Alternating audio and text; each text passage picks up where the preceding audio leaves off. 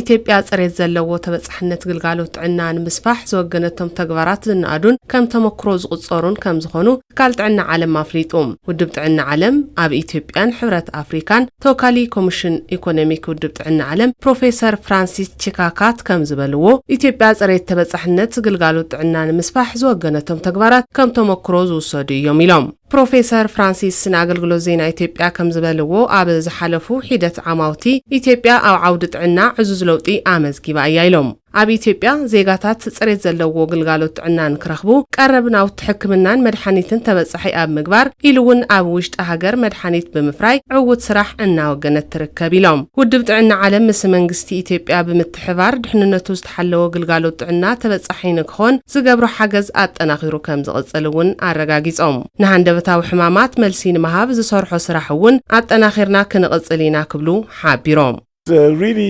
exciting times for Ethiopia. ናይ በሐቂ ኣብ ዓውዲ ጥዕና ንኢትዮጵያ ዝሕዝ እዋን ዘደንቕ ግዜ እዩ ኣብ ዓውዲ ሕክምና ዓብዪ ለውጢ እናመዝገበት እያ እናሰርሐቶ ዘላ ስራሕ ዝናኣድ እዩ ዕቤቱ ድማ ከም እንፈልጦ ኢትዮጵያ ኣብ ዓውዲ ጥዕና እናርአየቶ ዘላ ውፅኢት ዓብዪ ማእኸል ስሕበት ሕክምና ዝገብራ እዩ እዛ ሃገር ኣብ ዓውዲ ጥዕና እናሰርሐቶ ዘላ ስራሕ ንኻልኦት ሃገራት ከም ዓብዪ ተመክሮ ክውሰድ ክትግበርዎ ዝግባእን እዩ ንኣብነት ዓውዲ ጥዕና ከመይ ምዝማንን ምዕባይን ከም ዝግባእ ኣብ ምፍራይ ድሕነቱ ዝሓለወ ቀረብ ሕክምና ኣብ خالوت ስራሕቲ ኢትዮጵያን ኣፍሪካን ናፋለጠ እዩ ዘሎ ንሕና እውን እዚ እናርአና ኢና ዘለና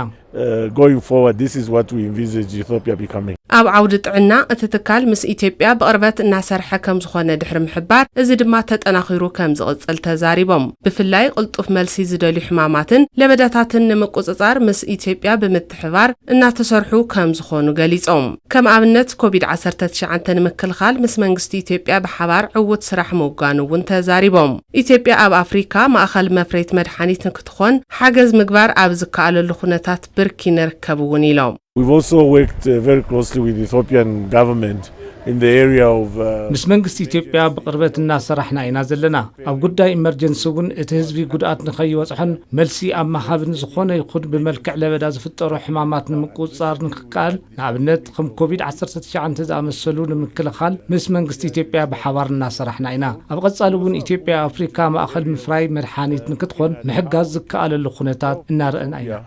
become a manufacturing hub for medicines and medical products